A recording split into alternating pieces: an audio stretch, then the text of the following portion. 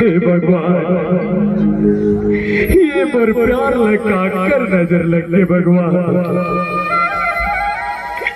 हे गुरु घासीदास बाबा, मैं पर मेहरू के बिना नहीं जी सका बाबा। आज 3 दिन हो गए होकर मोबाइल फोन लगाते न मुझसे बात करते न देखे न पाता बाबा। मैं होकर भी नहीं मर जाऊं गुरु घासीदास बाबा। एक बार पर मेहरू पर फोन उठाना, एक बार राम राम फोन लगा के देखा तो एक बार तो उठा लेती। 9111967055।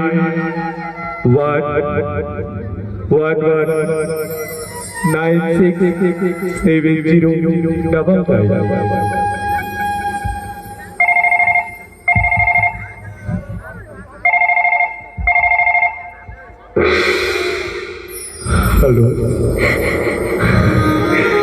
हेलो मेहरू, ए मोर मेहरू। हेलो मेहरू, हेलो, अरे बोल रहा ते काबर रोवत मोर मेहरू, ते काबर रोवत। अरे बोल। हाँ और घर वाले शादी देखे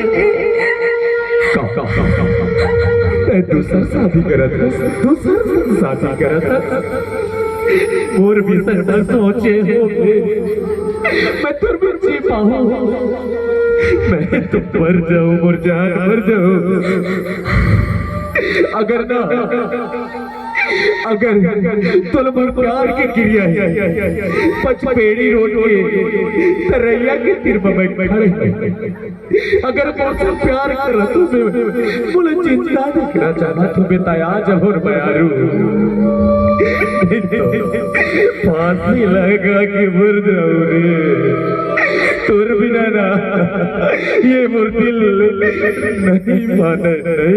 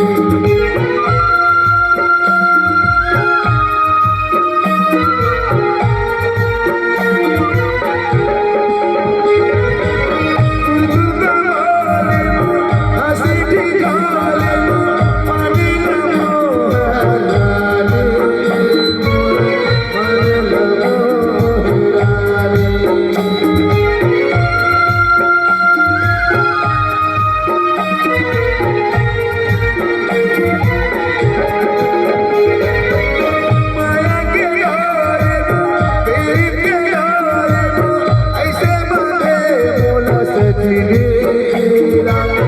ऐसे बांधे भोला सजनी